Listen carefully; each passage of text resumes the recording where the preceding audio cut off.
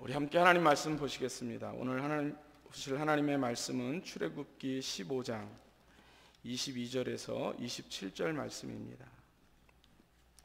출애굽기 15장 22절에서 27절 말씀, 구약성경 104쪽입니다. 우리 찾으셨으면 함께 읽겠습니다. 모세가 홍해에서 이스라엘을 인도하매 그들이 나와서 수르 광야로 들어가서 거기서 사흘 길을 걸었으나 물을 얻지 못하고 마라에 이르렀더니 그곳 물이 써서 마시지 못하겠으므로 그 이름을 마라라 하였더라. 백성이 모세에게 원망하여 이르되 우리가 무엇을 마실까 하매 모세가 여호와께 부르짖었더니 여호와께서 그에게 한 나무를 가리키시니 그가 물에 던지니 물이 달게 되었더라. 거기서 여호와께서 그들을 위하여 법도와 율례를 정하시고 그들을 시험하실세 이르시되 너희가 너희 하나님 나 여호와의 말을 들어 순종하고 내가 보기에 의를 행하며 내 계명에 귀를 기울이며 내 모든 규례를 지키면 내가 애굽 사람에게 내린 모든 질병 중 하나도 너희에게 내리지 아니하리니 나는 너희를 치료하는 여호와임이라.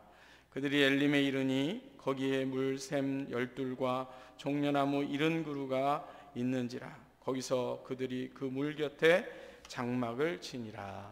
아멘. 오늘 읽은 본문을 중심으로 해서 하나님을 신뢰함으로 요동치 말라라는 제목으로 하나님의 말씀의 은혜를 나누고자 합니다. 저는 이 제목 안에 오늘 모든 설교의 메시지가 응축되어 있다고도 할 수 있습니다. 여러분, 늘 그러하지만 오늘 특별히 오늘 본문은 이 문맥을 잘 살피는 것이 본문의 메시지를 이해하는데 참 중요합니다. 여러분, 오늘 이 본문이 우리가 읽은 이 본문이 포함된 이 15장 출애굽기 15장은 이렇게 시작을 합니다. 15장 1절을 한번 보십시오. 15장 1절을 보면 이때에 모세와 이스라엘 자손이 이 노래로 여호와께 노래하니 이렇게 시작합니다. 이때에. 여러분, 이때라고 하는 것은 어떤 때를 이야기하는 걸까요? 그 앞에 14장, 13장 쭉 이어지는 그 문맥 속에서 15장이 지금 등장을 하고 있는 것이죠. 그러니까 이 연결고리를 잘 이해하는 것이 참 중요합니다. 여러분, 이때는 바로 어떤 때이냐면 이스라엘 백성들이 애굽을 나와서 이제 홍해를 건넌 이후를 이야기하는 겁니다. 홍해를 건너면서 다양한 사건들을 경험한 이후에 이런 말입니다. 당시 온 세계를 제패하고 있었던 가장 강력한 제국이 바로 애굽이잖아요. 이 애굽의 신으로 추앙되는 바로, 여러분 바로는 사람 이름이 아니고요, 왕의 호칭이잖아요, 그죠? 우리가 보통 중국의 왕을 황제 이렇게 이야기하는 것처럼 이렇게 바로는 애굽의 왕의 호칭입니다. 이 바로를 일개 목동, 그것도 나이가 80이 넘은 모세가 지팡이 하나 들고 10가지의 기적을 일으키면서 이 애굽의 모든 권세와 그리고 바로의 자존심을 완전히 무너뜨리면서 항복을 받아내는 장면을 기록하고 있습니다. 여러분, 이 장면을 보면 정말 우리가 박수를 치지 않을 수 없는 그런 장면입니다. 그 장면들 가운데에서도 특별히 우리가 생각하는 아주 중요한 몇 가지의 사건들이 있는데 그것은 바로 어린 양의 피를 문과 기둥에 이렇게 바르는 장면입니다. 여기에서 이제 유월절이라고 하는 절기가 만들어지게 되는데 어린 양의 피를 문과 기둥에 발랐을 뿐인데 모든 장자가 죽는 그 재앙 속에서 오직 그 문과 기둥에 어린 양의 피를 바른 그 집만 이렇게 그 재앙이 넘어가는 이런 기적을 경험하게 됩니다. 그들이 살 수 있는 유일한 방법은 그들이 착한 일을 하는 것이나 또는 예배를 잘 드리는 것이나 금식하는 것이나 또는 어떤 선한 행위를 하는 것이 아니라 어린 양의 피를 문과 기둥에 바르는 것 뿐이었습니다. 그것을 이스라엘 백성들이 배우는 것이죠. 여러분, 뿐만 아니라 그들은 도대체 살 길이 전혀 막막한 상황, 오도 가도 못하는 상황 속에서 인간이 절대 생각할 수 없는, 하나님만이 생각할 수 있는 대안, 바다가 갈라져 그 가운데 난 길을 걷는 이와 같은 기적들을 이스라엘 백성들이 경험하게 됩니다. 그 홍해를 건너오면서 자신들을 뒤쫓아왔던 애굽의 바로의 정예 군대가 진짜 손 한 번 써보지 못하고 너무나 무기력하게 그 바다 한가운데서 수장되는 이런 장면을 목도하는 이스라엘 백성들의 마음에는 어떤 생각이 들었을까요? 얼마나 그 홍해를 건너오면서 그들이 소름이 돋고 정말 탄성을 자아내며 경탄을 금할 수 없는 그와 같은 현장을 그들이 지나왔습니다. 여러분, 어떻게 이런 일이 가능할까요? 어떻게 이런 일이 정말 이루어질 수 있을까? 보고 있어도 믿을 수 없는 그런 일들이죠. 여러분, 그런데요, 이 출애굽 사건 전체가 뭘 이야기하려고 하냐면 성경 전체에서 보면 바로 구원이라고 하는 사건, 그렇죠? 우리가 하나님의 예수 그리스도의 보혈의 피로 말미암아 어떻게 구원함을 받았나, 이것을 이야기하기 위해서 이 역사 속에서 이 드라마틱한 장면을 세세하게 그리고 참 놀라운 언어로 묘사를 하고 있는 것이죠. 여러분, 이런 사건 이후에 이어지는 장이 바로 이 출애굽기 15장입니다. 출애굽기 15장. 이때에라고 하는 거예요. 여러분, 그 장면을 잠깐 한 번 더 보십시다. 출애굽기 15장 1절 이하를 제가 한 번 더 읽어보겠습니다. 이때에 모세와 이스라엘 자손이 이 노래로 여호와께 찬송하리니, 노래하니 일러스되 내가 여호와를 찬송하리니 그는 높고 영화로우시며 말과 그 탄 자를 바다에 던지셨음이로다. 자, 여러분, 이 성경을 볼 때요, 좀 입체적으로 한번 보신다 생각을 해보세요. 이 15장을 만약에 누군가가 배우가 낭송을 한다면 어떤 식으로 낭송을 했을까요? 네? 밋밋하게 그냥 그 탄자와 그 말탄자와 또 뭡니까? 여기 이야기하는 대로 말과 그 탄자를 바다에 던지셨음이로다, 이렇게 그냥 이렇게 설명하듯이 이 부분을 읽었을까요? 아니면 막 흥분에 겨워서 막 몸짓을 하면서 막 이렇게 읽었을까요? 후자죠, 그죠? 후자입니다. 거기에만 끄떡이시면 됩니다. 후자예요. 그렇습니다. 여러분, 이게요, 그냥 책상에 앉아서 그냥 이렇게 했을 거다라고 그냥 읽으시면 이 장면이 별로 생생하게 다가오질 않아요. 여러분, 이 놀라운 기적을 경험하고 이 사건들을 보고 그 사건 끝에 그 사건에 이어서 뭔가를 이야기한다면 여러분, 그때 그 언어들은 감격의 언어요, 정말 감동의 언어, 경탄의 언어들로 가득 찬 것이죠. 그리고 그때 그 감정이 있잖아요. 그 감정, 우리도 좀 느낄 수 있잖아요. 그 감정을, 그죠? 그냥 조용한 목소리로 조곤조곤 이야기할 수 없는, 우와 이렇게 얘기할 수밖에 없는. 제가요, 주일학교에 가서 만약에 이 본문을 가지고 설교한다면 아이들 앞에서 막 이야 막 이렇게 얘기했을 텐데 이 정도로도 모자랄 만큼 그렇게 감격이 가득한 찬양이 바로 이 출애굽기 15장 말씀입니다. 15장. 여러분, 성경에 나오는 많은 찬양들이 있습니다. 우리 담임 목사님께서 수요일마다 연재 설교하고 계시는 연속 설교에서 하시는 사무엘상에도 보면 한나가 사무엘을 얻고 나서 불렀던 찬양이 있잖아요.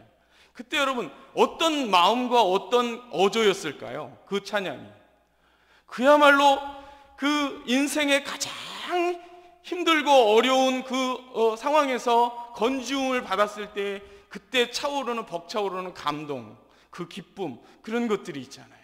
그것을 언어로 쏟아낼 때 이걸 언어로 어떻게 이야기할 수 없을 만큼 언어의 한계를 느끼면서 찬양을 쏟아내고 있는 것이죠. 거기에 있는 그 감동과 그 감격이 고스란히 묻어 있는 것입니다. 사랑하는 여러분, 이러한 구원의 감격을 통해서 감격을 노래하는 이런 찬양들이 참 많이 있는데, 그것이 신약 성경에 오면 예수 그리스도로 말미암아 구원받은 하나님의 백성이 고백하며 찬양하는 유명한 찬양이 하나 있습니다.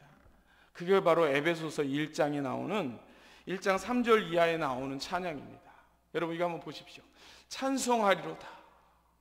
하나님 곧 우리 주 예수 그리스도의 아버지께서 그리스도 안에서 하늘에 속한 모든 신령한 복을 우리에게 주셨다. 이렇게 찬송하는 겁니다. 여러분 이때도 그냥 밋밋하게 찬송하리로다 이런 게 아니에요. 정말 그 감격과 그 감동과 그 어떤 경탄의 언어를 가지고 그 감정을 가지고 부르고 있는 찬송이죠. 찬송하리로다라고 그렇게 두 손을 들며 외쳤을 것입니다. 여러분 우리가 부르는 대부분의 찬송들 있지 않습니까? 이 찬송들도 그런 감동과 그 감격으로 지어졌을 겁니다.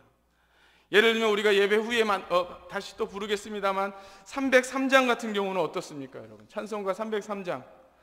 날 위하여 십자가에 중한 고통 받으사 대신 죽은 주 예수의 사랑하신 은혜여, 보배로운 피를 흘려 영영 죽을 죄에서 구속함을 받은 우리 어찌 찬양 안 할까? 제가 찬송을 좀 노래를 잘하면 우리 이승희 전사님처럼 찬송을 잘하면 제가 쫙 한번 부르고 싶은데 좀 자신이 없어서 제가 이렇게 낭송을 합니다. 좀 감동이 떨어지죠. 막 감동이 차서 막 이렇게 부르면 참 좋았을 텐데. 여러분 이 코로나19 시대에 우리가 잃어버린 이 찬양의 감동, 이 찬양의 감격, 비록 소리 높여서 바랄 수는 없고 소리를 낼 수도 없고 또 마스크에 막혀서 찬송을 부르는 것이 여간 쉽지 않지만 그럼에도 불구하고 우리 안에 이 감동과 이 감격이 다시 회복되는 은혜가 있어지기를 간절히 축복합니다. 여러분 우리가 이걸 위해서 이 코로나19 시대 또 이 이후에 우리가 이거 회복해야 다시 살아나지 않을까 하는 그런 생각을 말씀을 준비하면서 또 해보게 되었습니다. 여러분 바로 이 구원의 감격, 이 감동, 이것으로 말미암아 부른 이 찬양, 그 찬양의 그 감동이 이 출애굽기 15장의 1절부터 고스란히 담겨 있는 것입니다. 여러분 그런데 우리의 삶이 이 감격과 감동으로만 계속 이어지지 않는다는 데에 신앙생활에 어려움이 있는 것이죠. 계속해서 이 감격과 이 감동이 유지되면 좋겠는데 그렇지 못할 때를 만나게 됩니다. 이게 신앙생활의 큰 장애물이기도 합니다. 여러분 오늘 우리가 읽은 이 본문, 이 출애굽기 15장 22절 이하가 바로 이러한 기적과 구원의 감격과 찬양의 문맥에 맞닿아 있다는 것을 우리가 놓쳐서는 안 됩니다. 이렇게 큰 감동이 있고 이렇게 큰 찬양이 있고 이렇게 큰 기적들이 있었던 그 끝에 오늘 우리가 읽은 이 본문 출애굽기 15장 22절부터 27절이 기록되고 있는 겁니다. 여러분 22절 말씀을 한 번 더 같이 보십시다. 22절 말씀 한 번 더 읽어볼까요? 모세가 홍해에서 이스라엘을 인도하며 그들이 나와서 수르광야로 들어가서 거기서 사흘 길을 걸었으나 물을 얻지 못하고. 여기 여러분 절묘하게 이 두 개의 어떤 그림이 이렇게 교차되면서 하나의 그림이 지나가고 또 다른 장면이 이렇게 싹 나오는 페이드 인, 페이드 아웃 같이 그렇게 되어지는 장면이 바로 이 22절입니다. 그들이 나와서, 어디서 나왔다는 얘기일까요? 홍해에서 나왔다는 얘기입니다. 홍해에서 나와서 수르 광야로 나와서 들어가는 거잖아요. 나오고 들어가고. 그리고 거기서 사흘길을 걸었대요. 어디에서요? 광야의 길을, 사흘길을 걷는 이 장면이 지금 등장하는 겁니다. 그런데 사흘길을 걸었는데 어떻게 걸었다고 말합니까? 물이 없는 상태로 사흘길을 걸었다. 여러분, 앞에서의 그 감격과 그 기쁨과 그 승리에 대한 그런 탄성들이 그 앞에 바로 그 장면이었는데, 그 뒤이어서 바로 나오는 장면은 목마름과 배고픔과 고단함과 그리고 힘겨움이 묻어나는 장면으로 전환이 되고 있는 것이죠. 너무나 앞에 있는 장면과 판이하게 대조를 이루는 그런 모습입니다. 여러분, 3일 동안 물 없이 걷고 또 걸어야만 하는 광야의 현실이 이스라엘 백성들 앞에 놓여 있는 것입니다. 게다가 여러분, 23절은 더 고통스럽습니다. 이것은 설상가상이라고 말할 수 있어요. 23절 말씀도 같이 읽어보겠습니다. 마라에 이르렀더니 그곳 물이 써서 마시지 못하겠으므로 그 이름을 마라라 하였더라. 더위와 갈증, 그리고 배고픔과 피곤함에서 이들은 아마 조금만 더 참자, 조금만 더 참자, 그런 마음으로 걸었을 겁니다. 조금만 더 가면 하나님께서 우리를 위하여 물을 예비하셨을 것이다, 이런 믿음의 기대도 가졌을 것입니다. 그들이 꾹꾹 참고 드디어 물을 만났습니다. 오아시스를 만났습니다. 와, 물이다. 와, 드디어 우리가 쉼을 얻겠구나 하는 그런 함성을 아마 그들이 바라였을 겁니다. 와 하면서 이런 사람들도 있었을 거라고 상상이 됩니다. 여러분, 그런데 그런 기대는 한순간에 물거품이 되어버리고 실망과 낙담으로 변하게 되었습니다. 왜냐하면 그곳의 물은 마실 수 없는 물이었기 때문에 그렇습니다. 기대와 소망이 절망으로 바뀌는 순간입니다. 여러분, 꾹꾹 참고 드디어 여기에 도달했는데 거기에서 실망을 하면, 기대가 컸는데 그 기대가 깨질 때 여러분, 그 실망과 낙심은 더 크지 않습니까? 차라리 기대하지 않았으면 뭐 실망도 없을 텐데, 한껏 기대했던 마음이 그냥 절망의 나락으로 뚝 떨어지는 그런 상황이 되어버리고 말았습니다. 여러분, 여기 바로 이 순간에 이 부분에서 우리는 첫 번째 이런 의문과 질문을 갖게 됩니다. 어떤 질문입니까? 전능하시고 사랑하시는 하나님의 인도 가운데 이스라엘 백성들이 있었는데 왜 그들 앞에 이런 상황이 벌어지는 것일까? 왜 이런 고난과 절망적인 상황을 하나님께서 만나게 하시는가 하는 질문이 생기는 것입니다. 여러분, 하나님은 마라의 쓴물, 여기가 쓰다라는 의미, 마라라는 말이 쓰다라는 의미잖아요. 그렇죠? 마라의 이 쓴물을 얼마든지 단물로 바꾸실 수 있는 분이십니다. 25절, 본문 25절 상반절을 보시면요, 마실 수 없는 물을 마실 수 있는 물로 바꾸시는 그런 장면이 나와요. 하나님께서 지시하시는 장면이. 근데 그 하나님이 지시하시는 그 하나님 방법을 가만히 생각해 보면요, 이건 정말 너무 어이가 없는 방법입니다. 모세에게 이렇게 말합니다.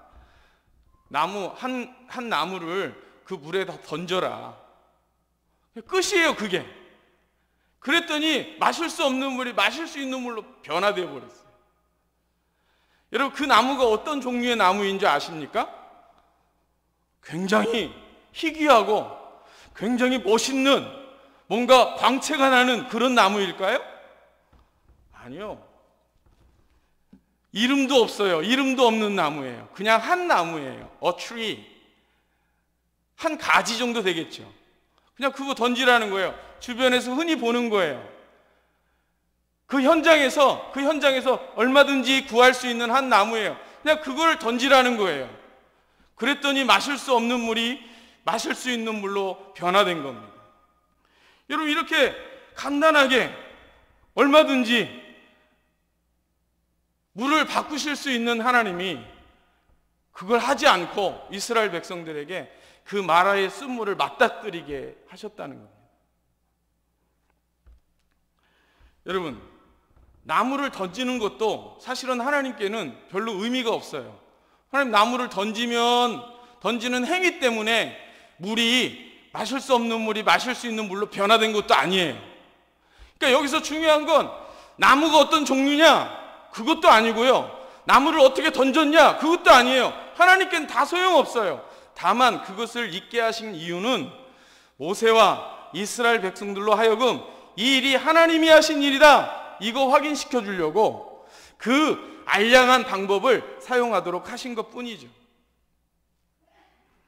여러분, 가나의 혼인잔치에 보면, 신약성경에 요한복음 2장에 가나의 혼인잔치에 보면 물이 포도주가 되는 사건도 있잖아요. 그 사건도 동일한 원리입니다. 동일한 원리. 어쨌든 여러분, 하나님께는 너무나 간단한 문제였습니다. 뿐만 아니라 하나님께서는 이 마라라고 하는 쓰디쓴 이 과정을 거치지 않고 그냥 바로 27절에 나오는 엘림이라고 하는 이 지역으로 이스라엘 백성들을 인도하실 수도 있었습니다. 그렇죠? 단번에 얼마든지 엘림을 준비하실 수 있는 하나님이십니다. 그럼에도 불구하고 하나님은 이스라엘 백성들을 이 수르 광야에서의 물 없는 3일의 광야길을 걷게 하시고, 그리고 마라의 쓴물을 맞닥뜨리도록 인도하셨습니다. 자, 왜 그랬을까요? 이유가 뭘까요? 하나님은 왜 이렇게 이스라엘 백성들을 인도하실까요? 이것이 우리가 갖는 첫 번째 질문입니다.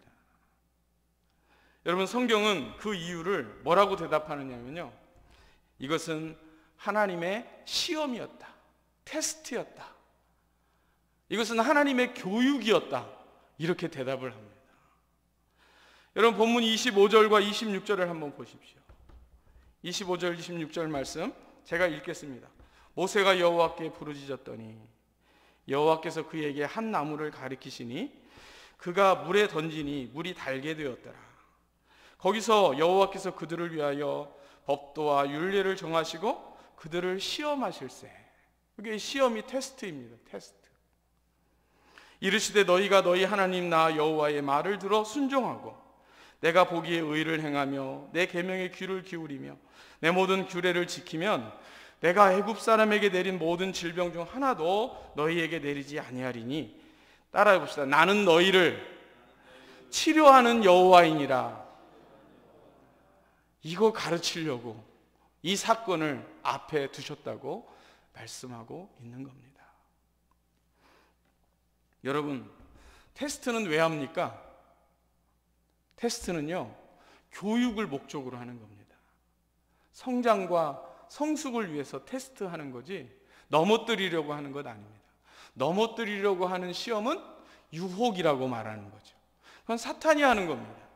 그러나 하나님은 우리를 유혹하시지 않습니다.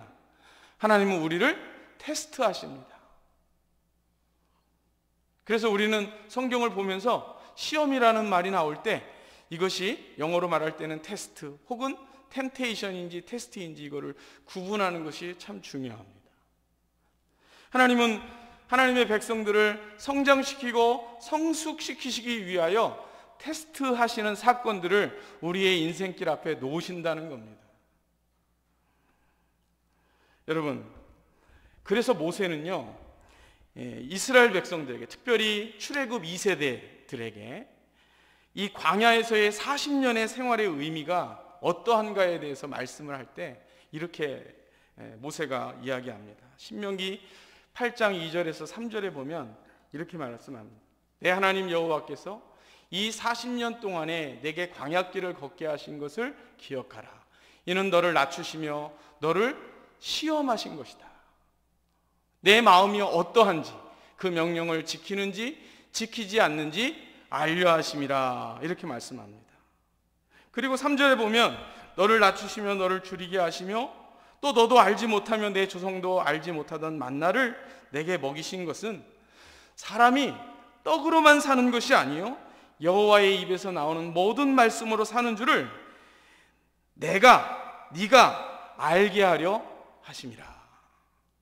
이게 광야의 40년 생활의 이유였다. 40년 동안 너희가 만나를 먹었던 이유였다. 하나님이 왜 만나를 내리셨냐? 이거 가르치려고 한 거다라고 말씀하는 거예요. 이스라엘 백성들이 여러분 광야 40년 동안 그러니까 뭘 배웠어야 될까요? 뭘 체득해야 될까요?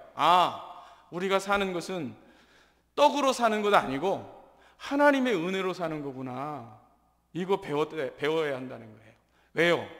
이제 가나안 땅에 들어가서 정착하게 될 때 그들이 열심히 수고해서 농사지어서 거기서 얻은 수확을 가지고 먹고 살 때에도 그들이 이거 내가 열심히 일해서 수고해서 내가 내 능력으로 번 거야 이렇게 말하지 않고 하나님이 나에게 일할 수 있는 힘을 주셨군요.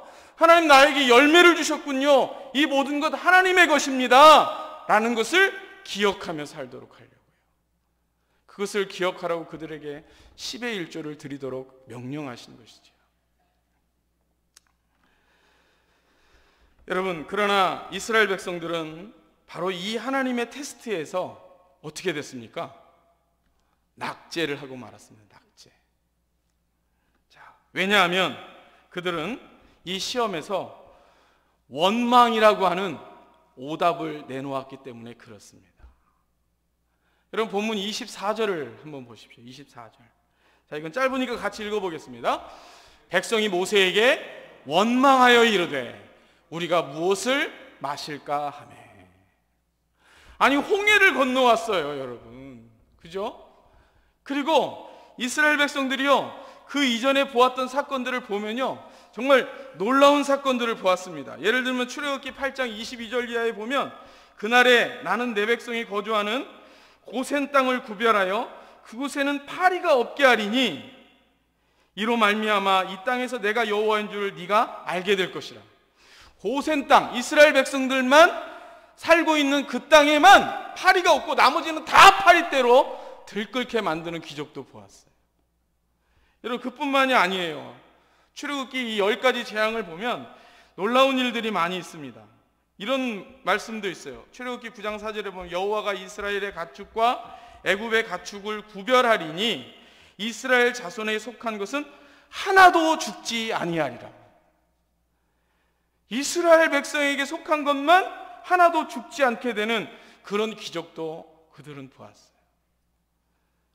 애굽의 정예부대가 이스라엘 백성들을 쫓아올 때에 그들이 칼 한 번 휘두르지 못하고 바다 한가운데서 수몰되는 현장도 보았어요. 그런데 그들이 여러분 3일 동안 목이 말라 물을 마시지 못해 목이 마를 때 그들이 내놓은 반응은요, 원망이었어요. 원망.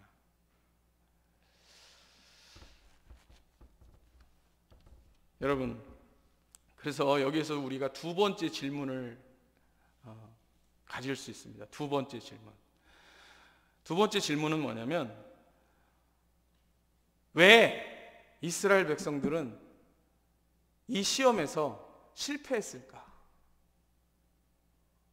이거 알아야죠. 이스라엘 백성들이 실패한 이유는 뭘까? 그래야 우리가 교훈을 삼잖아요. 그렇죠? 이 같은 기적들과 이 같은 놀라운 감격과 그리고 기쁨의 찬송을 불렀던 이스라엘 백성들이 고작 3일, 물론 3일 이거 굉장히 긴 겁니다. 그럼에도 불구하고 그 앞에 있는 사건과 비교해보면 고작 3일이라고 말할 만해요. 그런데 그 시험 앞에서 실패한 이유는 무엇일까 하는 겁니다. 두 가지 이유를 말씀드릴 수 있을 것 같습니다.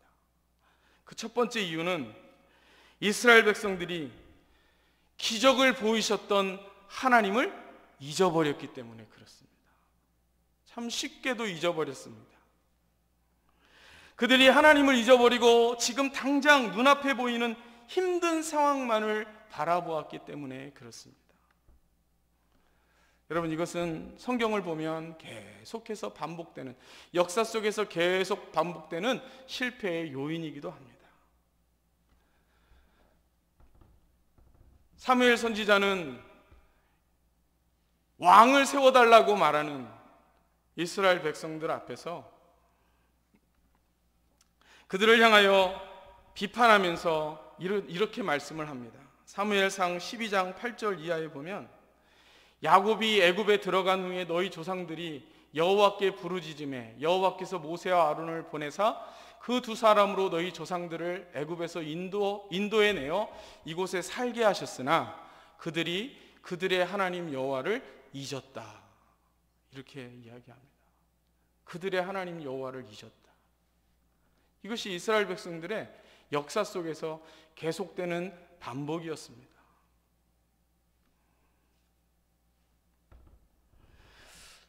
그래서 여러분, 모세는 가나안을 향하여 나아가는 출애굽 2세대 또 3세대들을 향해서 계속해서 반복적으로 간곡히 부탁하는, 권면하는 한마디의 말이 있었습니다. 그것은 바로 여호와를 잊지 말라는 겁니다. 신명기, 그 중에 하나 찾아본 신명기 6장 12절 말씀이에요. 자, 우리 다 같이 모니터를 보면서 같이 읽어보겠습니다. 너는 조심하여 너를 애굽 땅 종 되었던 집에서 인도하여 내신 여호와를 잊지 말라. 여호와를 잊지 말라. 여러분, 신명기에 계속해서 반복되는 아주 중요한 문구입니다. 여호와를 잊지 말라. 이스라엘 백성들이 바로 이 마라의 시험에서 실패한 이유, 첫 번째는 여호와를 잊어버렸다는 겁니다.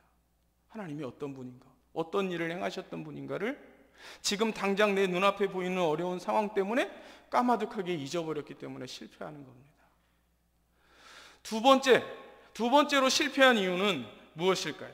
그것은 바로 애굽에서 그 큰 권능으로 자신을 구원해내신 하나님께서 이 광야의 3일길, 그리고 목마름과 배고픔과 더위와 지침이라고 하는 이러한 과정을 통해서 의도하시는 바가 무엇인지에 대해서 생각하지 않았기 때문에 그렇습니다. 하나님은 분명히 얼마든지 홍해도 가르시는 하나님이시잖아요. 그렇죠? 하나님은 자신들이 세계에서 가장 강하다고 말했던 애굽도 이기시는 하나님이시죠. 그 애굽에서 신이라고 추앙받는 바로의 자존심을 완전히 뭉개뜨렸던 분이 하나님이시잖아요. 마라의 쓴물을 얼마든지 한 나무로 얼마든지 변화시킬 수 있는 것을 확인시켜 주실 수 있을 만한 그런 하나님이십니다. 여러분 믿습니까? 여러분 믿으십니까? 여러분, 그런 하나님이 지금 이스라엘 백성들에게 광야의 3일길을 걷게 하셨고 마라의 쓴물을 만나게 하셨다면, 그럼 거기에 이유가 있지 않겠습니까? 그 이유가 뭘까? 이걸 생각해야 되는데 그걸 잊어버린 거예요. 그걸 생각하지 않는 거죠. 여러분, 이것이 역사 속에서 계속 반복되는 일이고, 지금 우리가 반복하는 일이고, 저도 반복하는 일들일 것입니다.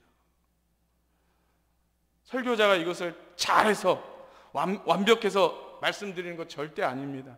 우리 다 똑같이 이스라엘의 입장입니다. 고기를 달라고 원망하는 이스라엘 백성들에게 하나님께서, 그래?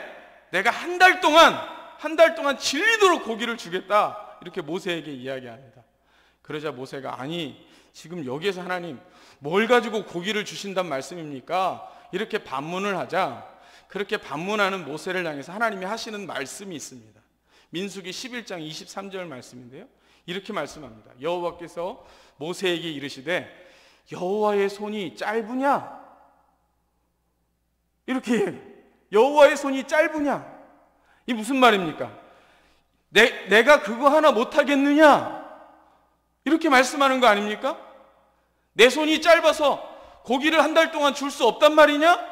내가 그 정도도 못할 것 같으냐? 이렇게 말씀하시는 거잖아요. 얼마든지 한 달 동안 이스라엘 백성들이요, 그냥 입에서 냄새가 날 만큼 고기를 내리시잖아요.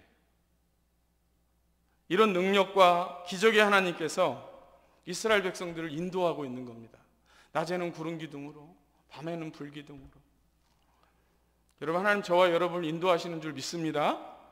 그런데 그 하나님께서 이스라엘 백성들을 지금 목마름이라고 하는, 배고픔이라고 하는, 그리고 어려움이라고 하는 이런 상황을 만나게 하셨다면 거기에는 이유가 있지 않겠습니까? 이것을 생각해라. 이스라엘 백성들이 실패한 이유는 이것을 생각하지 않았기 때문입니다. 만약에 이것을 생각했다면 그들이 원망하기 전에 한 번 더 생각했을 겁니다. 왜 하나님이 지금 이 시험을 우리에게 주셨을까? 이 시험의 의도는 무엇일까? 진지하게 생각했을 겁니다. 여러분, 여기서 우리가 세 번째 질문을 합니다. 그러면 성경은 왜 이러한 이스라엘의 실패를 기록하는 것일까요? 이스라엘의 실패를 기록하고 이것을 성도들에게, 우리 교회에게 들려주시는 이유가 뭘까요? 이 세 번째 질문에 대하여 우리는 뭐라고 대답을 해야 할까요? 그것은 바로 오고 오는 세대의 교회와 성도가 이러한 이스라엘의 실패를 본보기로 삼아서 교훈을 받으라는 겁니다. 교훈을 받으라는 것이죠. 여러분, 이것이 신약의 저자들이 구약 성경을 보는 관점이었습니다. 구약 성경에서 일어나는 다양한 사건들이 이야기 형식으로 나오잖아요. 역사적인 사건들이 역사적인 순서대로, 때로는 어떤 신학적인 과정을 따라서 구약의 사건들을 쭉 펼쳐주잖아요. 근데 그 구약의 사건들을 신약의 저자들이 어떤 관점으로 보고 어떻게 해석하고 그것을 교회에 어떻게 적용하는가 할 때 그것을 하나의 본보기로 이해했다는 겁니다. 그것이 바로 고린도의 교회를 향해서 사도 바울이 가르쳤던 내용 속에 요약되어 있는 부분입니다. 고린도전서 10장 6절 이하를 한번 보십시오. 모니터에 있을 겁니다. 이러한 일은, 우리 여기 6절만 같이 읽어볼까요? 이러한 일은 우리의 본보기가 되어 우리로 하여금 그들이 악을 즐겨한 것 같이 즐겨하는 자가 되지 않게 하려 함이니. 이러한 일은 우리의 본보기가 되었다고 말합니다. 여러분, 11절 말씀도 한번 같이 읽어보도록 하겠습니다. 그들에게 일어난 이런 일은 본보기가 되고 또한 말세를 만난 우리를 깨우치기 위하여 기록되었느니라. 이러한 일이 기록된 이유입니다. 이스라엘 백성들의 실패, 이스라엘 백성들의 넘어짐, 그들의 이 낙제 사건들을 기록한 이유는 그것을 통해서 이스라엘 백성들과 같이 동일한 실패를 하지 않도록 하기 위해서 말세를 살아가고 있는 우리 성도들과 교회들을 깨우치기 위하여 기록하고 있다고 말씀합니다. 여러분, 우리가 배워야 합니다. 이 이스라엘의 실패를 통하여 우리는 이 동일한 사건 앞에서 실패하지 않는 것을 배워야 합니다. 그래야 성장하고 성숙하는 겁니다. 여기에 마지막 네 번째 질문이 있습니다. 마지막 네 번째. 그러면 이 광야의 목마른 3일길과 마라의 쓴물을 만났을 때, 그때 이스라엘 백성들의 원망과 실패를 보면서 성도와 교회는 이를 통해서 어떠한 것을 깨우치고 배워야 하는가? 네 번째 질문입니다. 여러분, 뭘 배워야 할까요? 그 첫 번째는 하나님이 어떤 분이며 어떤 일들을 행하시는 분이신지를 기억하는 것입니다. 기억하는 것을 배우는 겁니다. 한번 따라 하십시다. 기억하는 것을 배웁시다. 기억하는 것을 배워야 돼요. 늘 기억하는 거예요. 어떤 상황을 만났을 때 그 상황 앞에서 하나님을 기억하는 거예요. 이거 배우는 겁니다. 눈앞에 펼쳐지는 상황이 아무리 힘들고 아무리 불가능해 보이고 아무리 어려워도 그 앞에서 그 상황에 매몰되기 전에 나를 인도하시고 나를 붙드시고 나를 구원하신 하나님이 어떤 분인가, 그분이 나를 구원하기 위하여 어떤 대가를 지불하셨는가를 기억하는 겁니다. 그거 배우는 겁니다. 그거 배우라고 이스라엘 백성들의 이 실패의 내용들을 성경이 기록하고 있는 것입니다. 여러분, 신명기 5장 15절에 보면 모세가 이렇게 이스라엘 백성들을 향해서 권면합니다. 너는 기억하라. 너는 기억하라. 여기 여러분, 너는 기억하라 라는 말이에요. 기억하라 너는, 원래 이렇게 써 있습니다. 뭘 강조하는 거예요? 이 문장에서 기억을 강조하는 거예요. 동사죠. 기억해라. 뭘 기억해요? 네가 애굽 땅에서 종되었더니 내 하나님 여호와가 강한 손과 편팔로 거기서 너를 인도하여 낸 것을 기억해라. 그거 기억하면서요, 이스라엘 백성들이요, 가나안 땅에서의 그 전쟁을 치르는 것이고요, 그거 기억하면서요, 이스라엘 백성들이 수많은 어려움들을 이겨나가는 것이고요, 그거 기억하면서 이스라엘 백성들이 참고 인내하는 것입니다.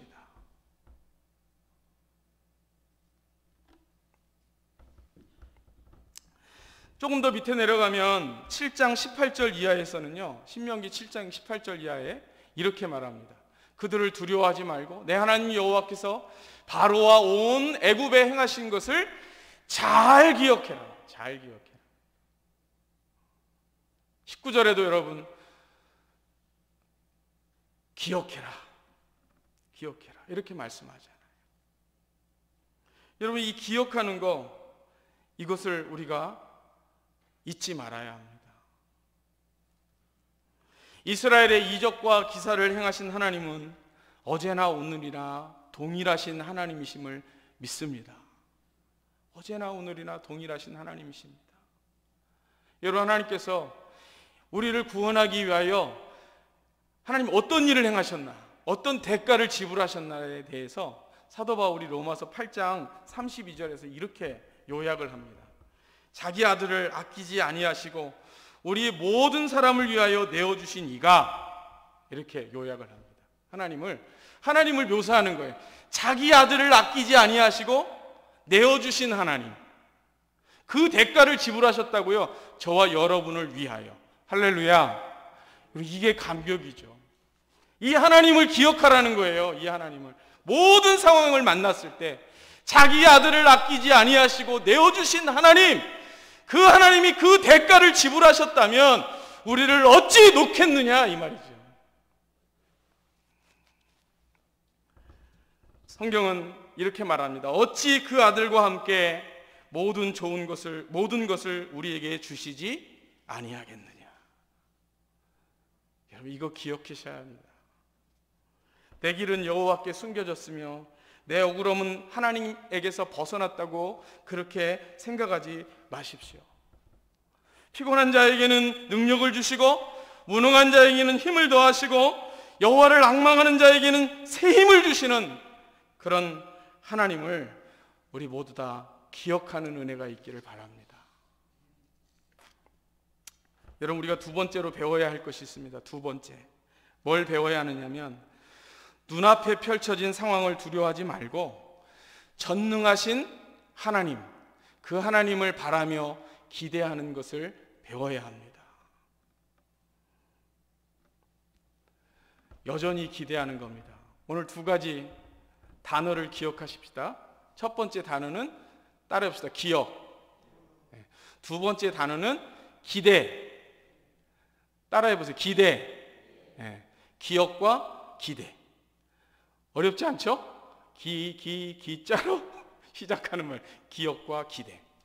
이거 하나님 앞에서 우리가 꼭 기억해야 할 두 개의 단어입니다. 여러분, 시편 기자의 고백과 권면을 한번 보십시다. 시편 62편 1절 이하에 보면 시편 기자가 이렇게 고백합니다. 우리 같이 한번 읽어보겠습니다. 나의 영혼이 잠잠히 하나님만 바라며 나의 구원이 그에게서 나오는도다.